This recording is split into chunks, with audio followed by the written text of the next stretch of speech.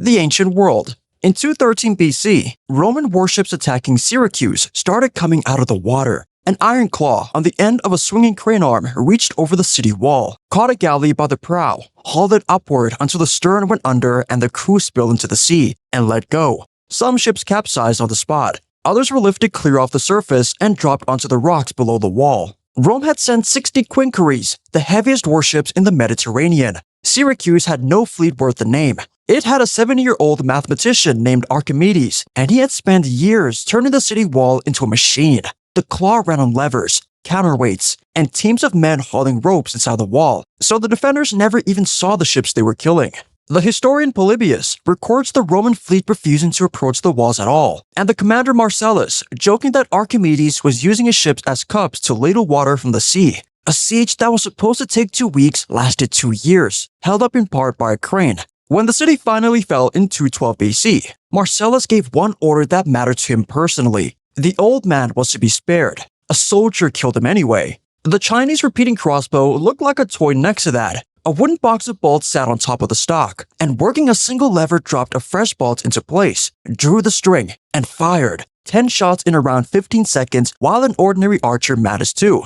Tradition credits it to the strategist Zhuge Liang in the 3rd century AD, though excavated examples go back another 600 years before him. There was one problem. All that speed came from a short, weak draw, and the bolts often failed to pierce armor, so Chinese soldiers dipped them in aconite poison and let a scratch do the killing. A weapon this strange should have been a footnote. Instead, it stayed in service so long that Chinese troops were still carrying it against rifles in the War of 1894. It waited 2,000 years for the rest of the warfare to catch up, and the rest of warfare simply went around it.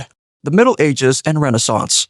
China had spent the ancient world perfecting one strange idea: more shots, faster. In the Middle Ages, Korea took that idea and multiplied it by 100. The hwacha was a wooden cart that fired 100 rockets at once. Korea built it in 1451 under King Munjong, and each volley launched around 100 singhijeon, arrows with gunpowder tubes strapped to the shaft, in one roaring sheet of fire. At Hongju in February 1593, a Korean force of under 3,000 men under General Kwan Yul held the hilltop fortress against roughly 30,000 Japanese troops, and about 40 hwachas fired down into the massed assault columns for a full day. 9 separate attacks went up to the hill. 9 came back down. A cart full of fireworks had done the work of an army. Korea's strange weapon came from having gunpowder to spare. The strangest weapon in the Americas came from having no metal at all. The mako-whittle was a flat hardwood paddle edged with rows of obsidian blades, volcanic glass that fractures to an edge a few nanometers wide, sharper than modern surgical steel.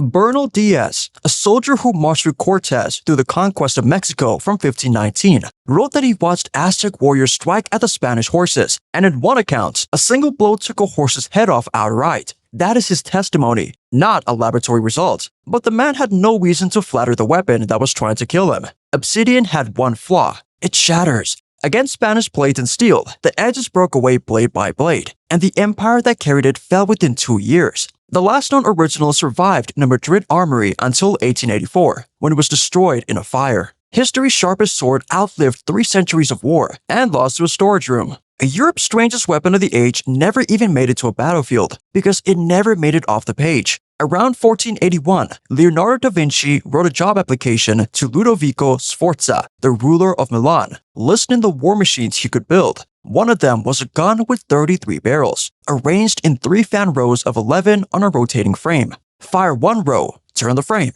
Load the second while the first cooled. Turn again.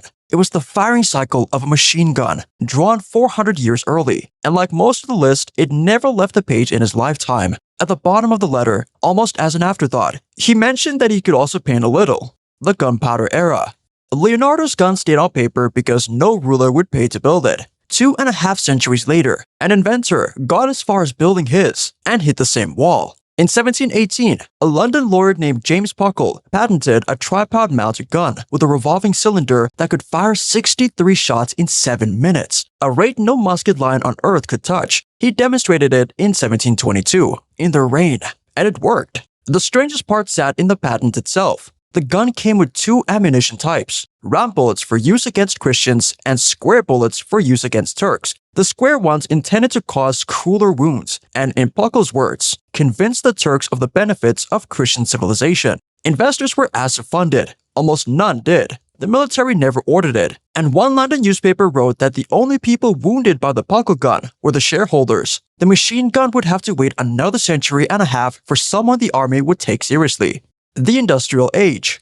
By the Industrial Age, a strange weapon no longer needed a royal patent or a duke's patronage. Anyone with a foundry and persuadable neighbors could build one. In 1862, a dentist in Athens, Georgia, named John Gilliland, raised money from his neighbors and built a cannon with 2 barrels. Each barrel fired a ball. The balls were joined by an 8-foot chain, and the idea was that the spinning pair would mow down Union infantry like a scythe through wheat. The barrels could not be made to fire at the same instant. At the test, the chain snapped. One ball tore up an acre of field. The pair of them wrecked a chimney, and a cow standing well away from the intended line of fire dropped dead. The Confederate arsenal declined it. Athens kept it, and the double-barrel cannon still sits on the lawn of City Hall today, pointed north, just in case. The Confederacy's other strange weapon worked far better, because nobody ever saw it. In 1864, Thomas Courtenay of the Confederate Secret Service produced the coal torpedo, a hollow iron casting shaped like a lump of coal, packed with gunpowder, coated in tar and coal dust, and slipped into Union fuel piles. Shoveled into a steamboat furnace, it burst the boiler and let the fire do the rest. On November 27, 1864, the Union headquarters boat Greyhound burned on the James River with General Benjamin Butler aboard, a loss widely attributed to one of Courtenay's lumps of coal. The Union never found a reliable defense beyond hand-searching its own fuel, and Admiral David Porter ordered that anyone caught with one of the devices be shot on sight. The loud experiments became a lawn ornament. The quiet one earned a standing execution order.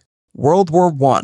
Up to this point, every weapon in this video was one inventor's strange idea, funded out of one pocket. From here on, entire governments start paying for the strangeness. Russia went first. In 1915, an engineer named Nikolai Lebedenko pitched a war machine with 2-spoked front wheels 9 meters tall, the height of a 3-story building, so it could roll over trenches without noticing them. He sold it to Tsar Nicholas II with a wind-up model powered by a gramophone spring, which hopped over stacks of books on the palace floor. The Tsar was delighted and the money flowed. The full-size Tsar tank was completed that August, rolled forward at its first trial, and buried its small rear roller in soft ground within meters. 9-meter wheels, and it was the back wheel that failed. No engine in Russia could pull it free, so the largest wheeled war machine ever built stood rusting in the forest where it stopped, until it was cut up for scrap in 1923.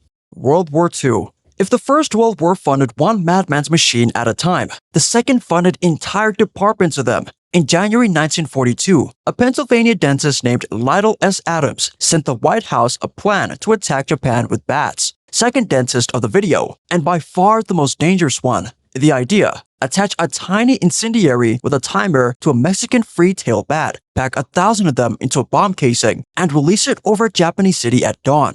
The bats would scatter for miles and roost, as bats do, in the dark corners of attics and eaves, in cities built largely of wood and paper. The military took it seriously enough to spend around $2 million on Project X-Ray, and in tests, the bat bomb started more fires per payload than standard incendiaries. The program made its point in May 1943, when armed bats escaped a Carlsbad Army airfield in New Mexico, roosted under a fuel tank and inside a hangar, and burned a section of the base to the ground, along with the general's car. It worked too well to laugh at. It was cancelled in 1944 anyway, because the government had a faster fire on the way, and its name was the atomic bomb. Britain's entry came from the Directorate of Miscellaneous Weapons Development, a real department, staffed among others by the novelist Neville Shute. The Panjandrum of 1943 was a pair of 10-foot wooden wheels joined by a drum of explosives, driven by around 70 rockets bolted to the rims, meant to charge up a Normandy beach and blow up a tank-sized hole in the Atlantic Wall.